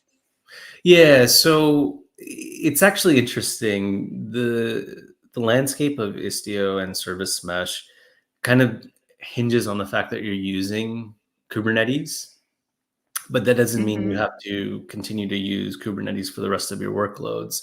It's just much more efficient to run Istio, its control plane, and some of the heavy stuff on Kubernetes. I mean, not that someone's going to stop you from deploying it on bare metal, but the idea is you use Kubernetes to handle your control plane, but your workloads, the actual workloads themselves, can be containers that live in Kubernetes.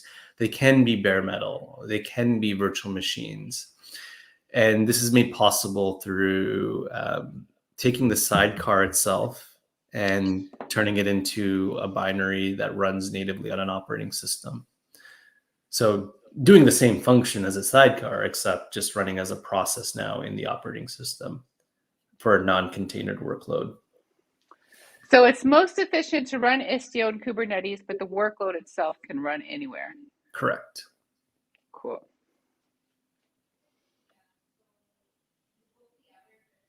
All right, we're running out of space. What do you want to do with this precious little bit left? Yeah, there's a little bit here. Okay, let me think. How about we talk through the maybe a process of a deployment, a quick deployment, like kind of the key things that are needed to get a mesh up and running. So maybe we say we start off with installing a current version of Istio, and then choosing the right profile for our needs, because there are several kinds of Istio profiles. Okay. So 1, install Istio. Okay, 2. Oh, sorry. 1, install Istio with a profile. 2, choose a profile. That's what I was going to say. Oh, sorry. We should probably reverse that order, because we need to specify a profile upon installation. Okay. Tell me about examples of a profile. What's an So Istio profile? there are a few kinds of profiles. There's one called the demo profile, which allows you to really just get up and running and test Istio out. And then there's a default profile, there are empty profiles, there's an ambient profile. And all of these profiles are really just tuned to deploy certain things. So the demo profile will deploy Istio-D, will deploy an ingress gateway, and then we'll also deploy an egress gateway. The ambient profile, sorry, go ahead. So is a profile like default configuration to get started for a certain use case? Yeah, it's different Okay. ways to get started with Istio.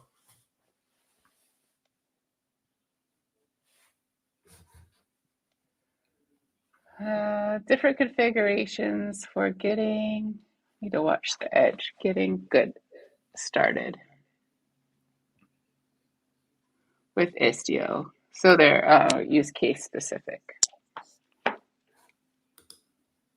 Exactly. I can write more about profiles, or we can move on with the installation steps. What do you think? I think let's move on with the installation steps, and I want to leave like a little bit of space for just some extra stuff that people should be aware of. Okay. 1, choose profile. And install. I guess that could be one. Sure. Okay. And then what? And then 2, we're going to label a namespace with the Istio injection label.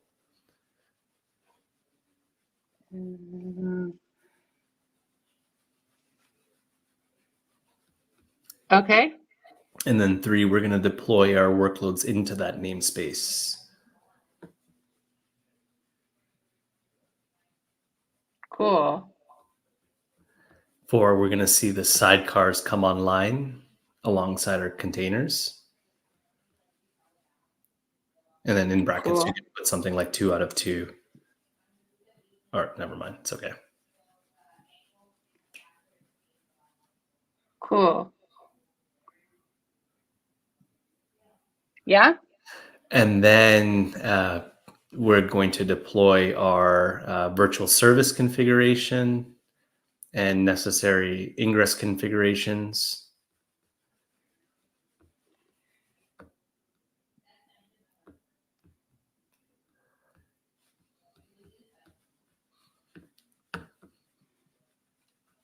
And then we can verify connectivity.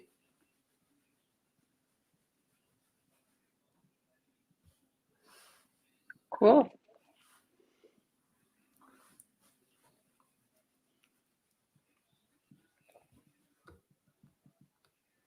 Awesome. Okay. That seems doable. Yeah. That's doable. Perfect. Okay. I think that covers, I mean, I could go on because I was like going to go into the fact that we've got Istio CTL. We can use the CLI to run a bunch of commands. Maybe somewhere, right? Like Istio CTL is a CLI tool for managing Istio.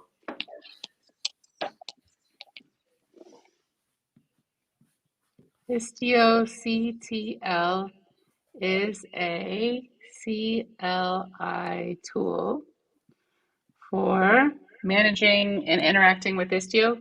Correct.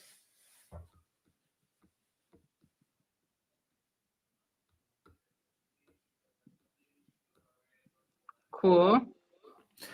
And then maybe we should just have a section for like fun facts or random facts. All right. I'll just Maybe that little middle space right there. You're trying to cover my face, are you? I mean, I'm trying to. You usually leave that little spot open for. Kourmaju's here. Hello, Kourmaju. Kourmaju's Welcome. Yeah, Kourmaju comes every week. Getting here in time for the recap. It's great. We're gonna do some fun facts. I think the move is I'm just gonna stick the fun facts in and the little bits of empty space I have around, if that's cool with you, Marino. Yeah, that's fine. Yeah, fun facts. Let's bring them. Okay, fun fact. Istio has a sidecarless model called ambient mesh. Istio has a side. And we kind of touched on this at the beginning. Right.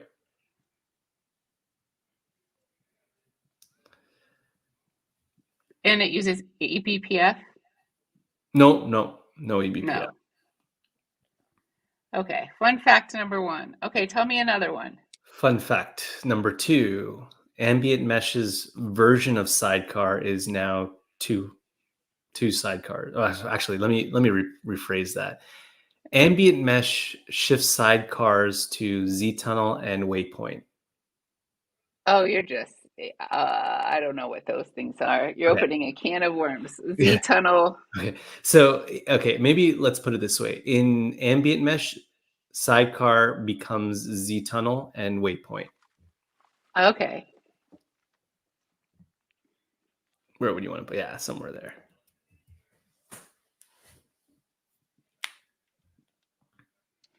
And Ambient Mesh, sidecars.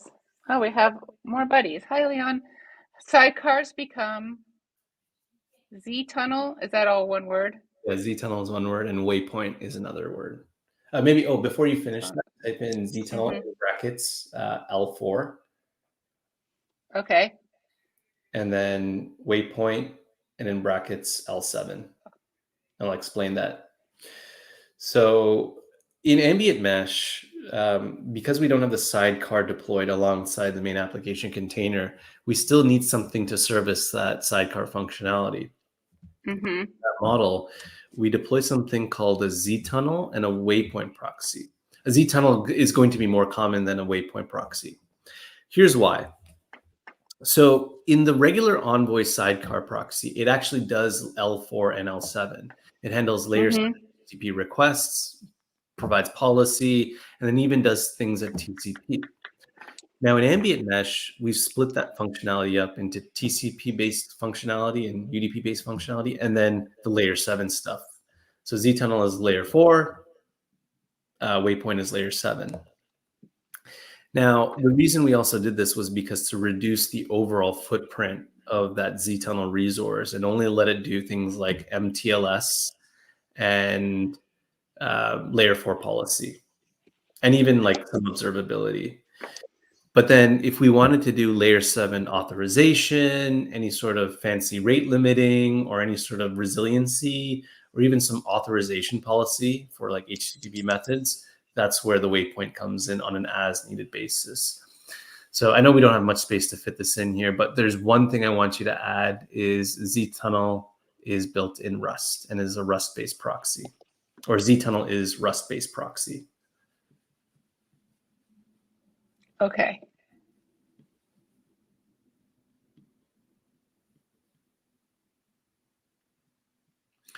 Do we have space for other fun facts?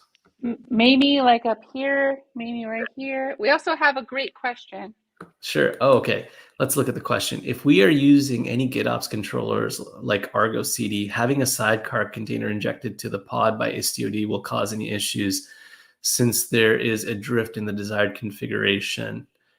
I've heard this before, like with the GitOps model, you want to define your whole system in a GitOps way.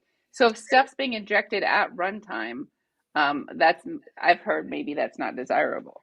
Yeah, so I want to be clear about something. You're never going to inject a sidecar at runtime. It's actually not feasible because you actually have to break the connection for the way that container initially communicates, and then so that it can now forward through the proxy. So in the case of sidecar injection, it is intrusive in that you actually have to pause the workload and re-roll it out for the sidecar to be injected. But this is why Ambient Mesh exists. So you don't have to worry about the sidecar injection concerns and the disruption of your service.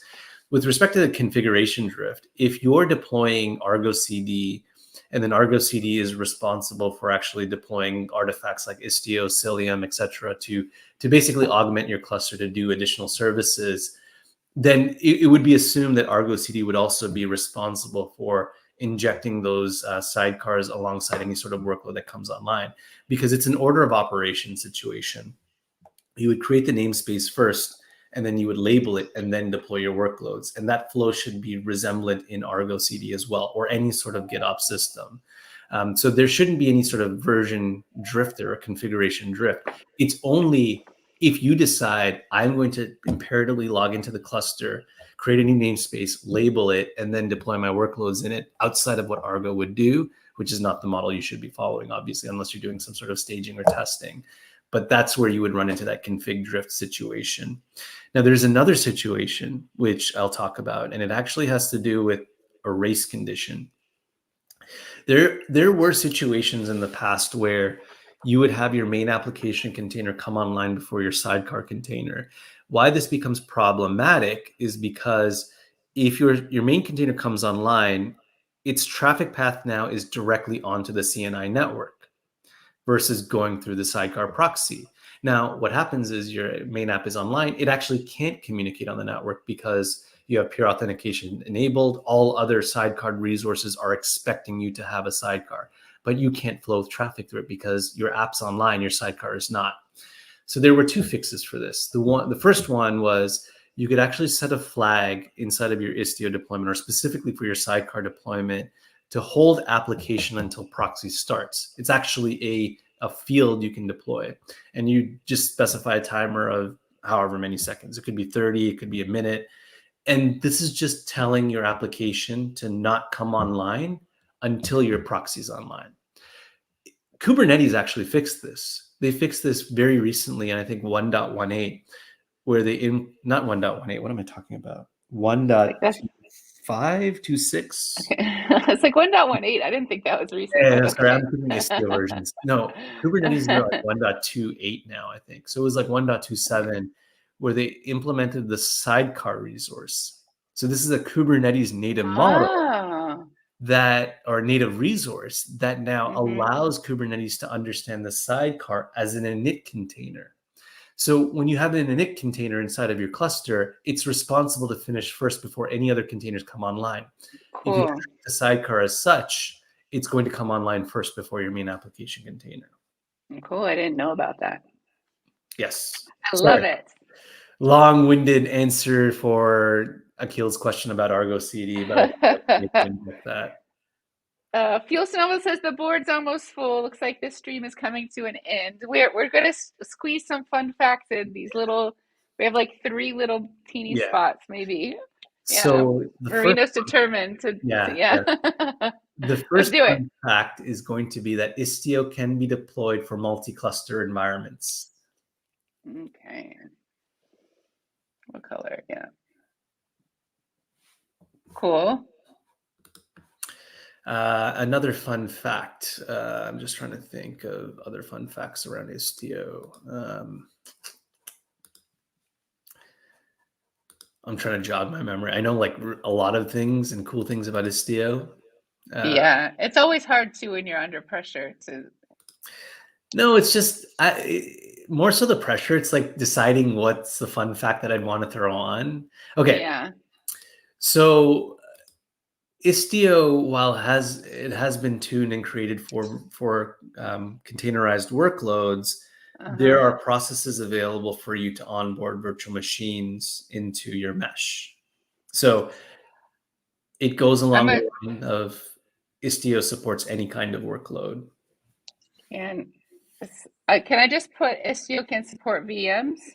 Or you could write, you could say VMs can enter your mesh, or VMs can be a part of the mesh, or something like that. It's better than Istio can support VMs as part of the mesh. Okay. Whatever you feel like is appropriate. I think that works too.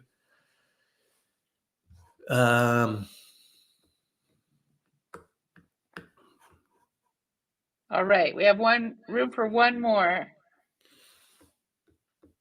Let's see.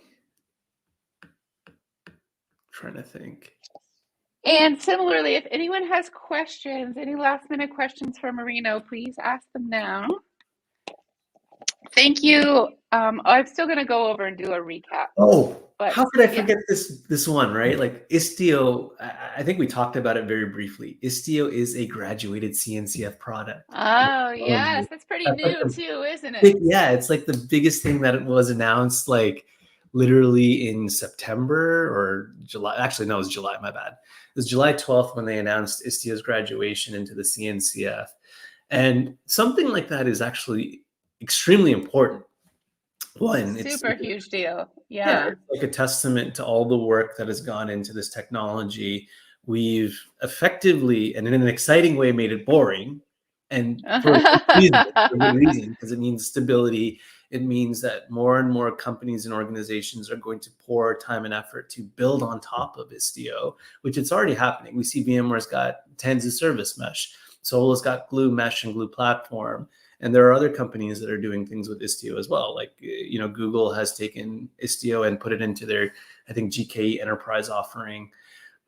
So you're seeing how Istio is becoming very, very widespread throughout a lot of different environments. But not only that, like the fact that we've got a sidecar and sidecarless model that can operate together means endless possibilities for the variety of workloads that you have available.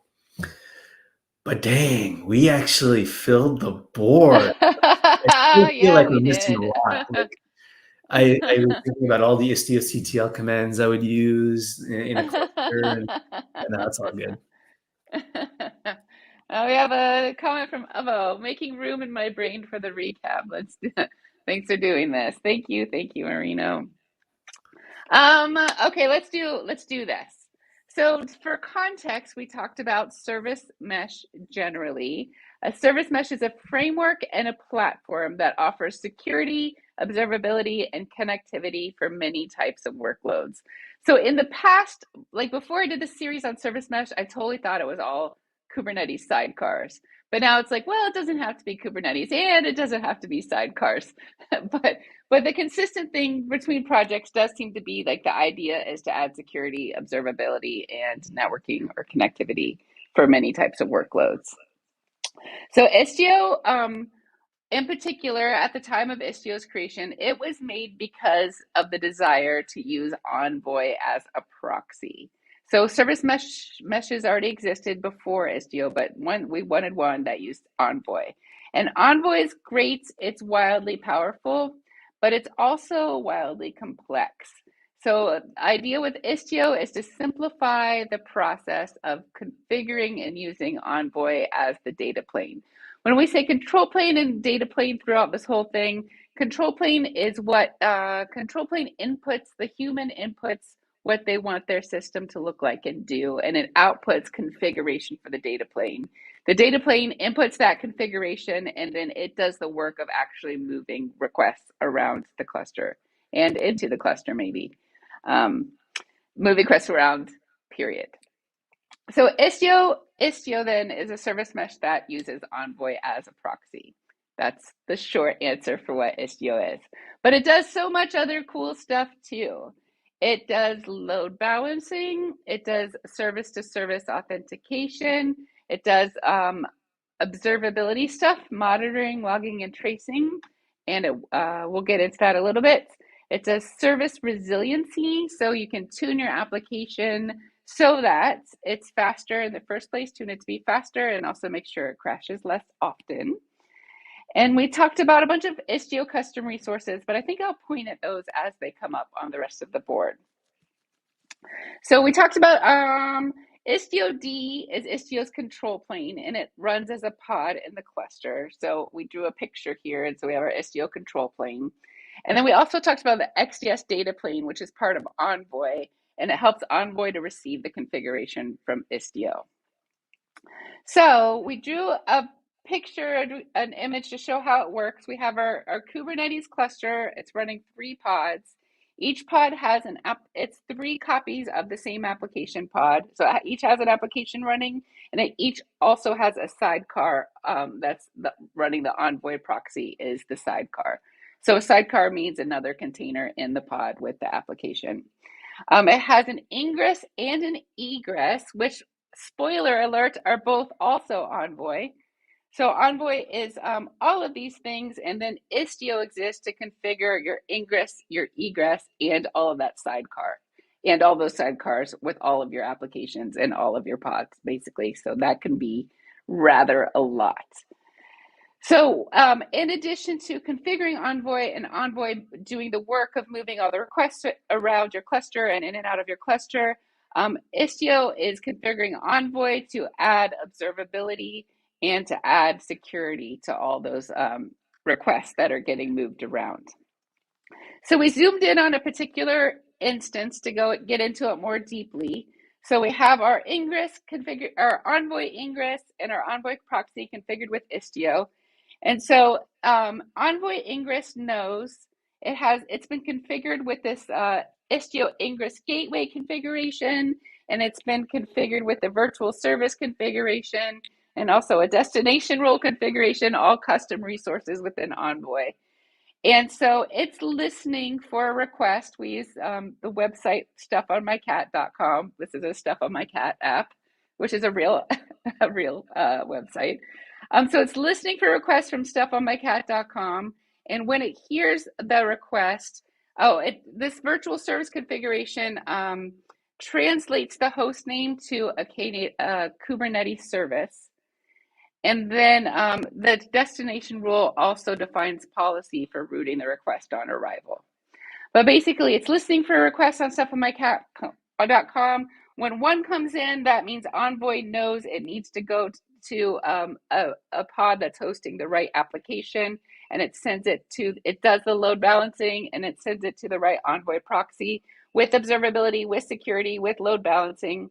And then the Envoy proxy will send the request through to the application. Application responds back to Envoy proxy with the photo of the cat with stuff on it. And then Envoy proxy sends that out through the ingress and back to the user.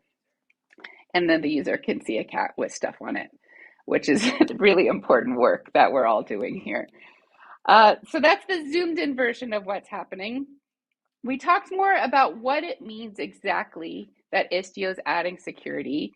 So it's enabling MTLS, which stands for Mutual TLS, which is when everyone has a PKI, a private key infrastructure certificates, and can trust each other. And also that the traffic is encrypted that's moving around. And it enables peer authentication, which is one of our custom resources. And then we also can add an authorization policy. So then that makes sure that only certain pods, certain services are allowed to talk to each other. The ones that you say are allowed to communicate are the ones that can. So that's another custom resource within Istio. So that's how it helps with security and with policy. It also helps with observability. So we talked about the 4 golden signals, which is latency, errors, traffic, and saturation. So Istio is helping you capture your logs, metrics, and tracing for these characteristics. So that means you can troubleshoot, you can tune, you can debug, you have a big picture view of what's happening in your system. You see failures, scaling limitations, errors. So you can get all of this information from the Istio control plane, but the Istio control plane isn't meant to process that information. It's going to it's a short-term solution, and it's going to send it to some actual dedicated observability tool that you specify, whatever your observability solution is. So it has it adheres to the open telemetry standard, so it's going to work with tools that also adhere to that standard. So we talked about Prometheus. Envoy does log outputs. Metrics, we talked about Prometheus and Grafana. Tracing, we talked about Jaeger, Zipkin. But really, if it's open telemetry, the bucket of what you should be able to use should be vast. We talked about, just in tracing, we talked about the difference, what a trace is and what a span is, which is always fun. And then we got down to the nitty gritty of how to install Istio. You can do it using Helm. You can do it with the Istio CTL CLI, or you can do it with an Istio operator. You just straight up said operators not recommended. Helm's a great way to do it for production. If you need it in a pipeline situation, you might want to use the CLI. Those are both thumbs up. And then we talked about Istio profiles. So Istio, I can imagine, it sounds like Istio can do a lot of stuff in a lot of different areas. So it's probably a little bit difficult to set up. So we talked about Istio profiles, which are default configurations for getting started with Istio to help that initial. You can say what your use case is. You could, and then there might be a profile already there to help you get started for your particular use case. So for example, if your use case is just I want to play with Istio and learn it, there is a profile for that, so you don't have to install way too much, or just keep it simple. So the steps to install Istio: first, you choose a profile, then you install Istio with that profile. Next, you label a namespace with your Istio injection label. Third, you deploy workloads into that namespace. And then 4, you can see the sidecars come online with your workloads. Then you deploy virtual service configuration and any other ingress-related configurations, and then you verify your connectivity. And then you're running Istio. And then finally, in between everything, we stuck in a bunch of fun facts. So Istio has a sidecarless model called ambient mesh. In ambient mesh, the sidecars become Z-tunnel for L4 transport layer, or waypoint proxy for application layer. Z-tunnel is a Rust-based proxy. Then fun fact number 2 is Istio can be deployed for multi-cluster environments.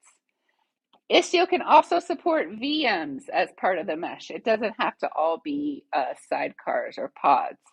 Although the most efficient way to run Istio is in Kubernetes, not all of the workloads have to be Kubernetes-based workloads. Your workloads can run anywhere in VMs. They can run directly on host machines, on physical machines, on bare metal. You can run we even talked about WASM modules briefly. And so your workloads can run anywhere, but you probably want your Istio, the control plane, to be in Kubernetes. That's the efficient way to do it. And then finally, as the cherry on top, we talked about Istio's recent graduation. Istio is now a graduated CNCF project. Ooh, ooh. Yeah, so that's the end, except that we have a question. But before we get into the question, is there anything else that I didn't say that you would like to add, Marino? Oh, I feel like you just taught everyone Istio in like 15 minutes. I love it. 15 minutes and 2 hours. Yeah. you covered a ton in this little 2-hour window. So I'm just like surprised. I feel like anyone that's trying to get a good sense of how Istio works, I mean, you're never going to be an expert just by looking at our video here. You're definitely going to have to try and mess around and fail a few times. But it's a great starting point. I feel like you covered all the necessary essentials to get folks acclimated with why use a mesh, and then get them ready to just jump in and test this out with like kind. So Yeah. Love it. 100%. Love it. Let's do it. Then let's get to this question. What's the difference between the Istio control plane and the Kubernetes control plane? Would you like to get that? Yeah, so the Kubernetes control plane is responsible for driving orchestration and scheduling operations for workloads that exist inside of your cluster, that exist inside of your Kubernetes cluster. It's also responsible for node-to-node connections, communications, health, and whatnot, just so that you can operate the cluster, and then processing any additional configurations you pass to it. The Istio control plane doesn't drive Kubernetes operations. With the exception of one resource, and I'll talk about that in a second. The Istio control plane is there to drive configuration and automation, and even just management of Istio-specific resources that reside on top of Kubernetes. So even though you've deployed Istio to support mesh-like functionality, Kubernetes is still responsible for the reconciliation. It's still responsible for scheduling a workload on a node. It's still responsible for all the regular things Kubernetes would do. So they're basically separate entities that operate in the way they should. Now, I mentioned that Istio drives one Kubernetes component. So there's something called the mutating admission webhook controller in Kubernetes. And that webhook controller allows you to mutate resources inside of Kubernetes. And what I mean by mutate, modify them.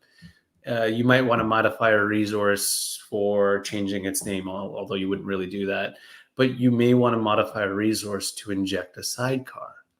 So the sidecar injection functionality is made possible by the fact that the mutating admission webhook controller allows you to modify a deployment resource to add two fields. One container, that's the init container to redirect the networking, and then the second container, which is the sidecar, and then your third container just shows up as a main application container.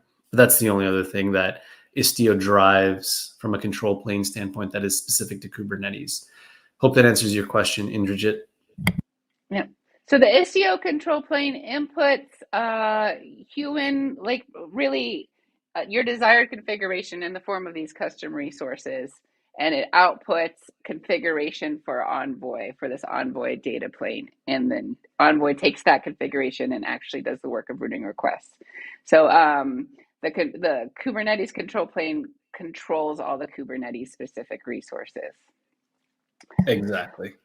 Cool. So I don't know if you've watched an episode all the way to the bitter end before, but what we do at this point is we dance our goodbyes. I'm going to replay the intro music and we're going to dance and say goodbye to everyone. All right. How's that sound? That sounds good. I'll try to dance to that. Thank you so much, everyone, for coming. Thank you, Marino, for sharing your expertise and your time with us today. I appreciate it very, very much. I appreciate it as well for you having me on. I mean, it's like I said, I've been like waiting for that moment. You finally did it. I hope it lived up to your expectations. And thanks everyone for joining in the amazing, amazing chats. And thank you for those who watched the recording. Bye. Yeah. Nice. I don't. You'll never find me at a club because I never. I can't get away. It's on the hands. Awesome. Yeah. Look at that. Heck yeah. Oh my gosh, it's so embarrassing. Yeah. Take care, everyone.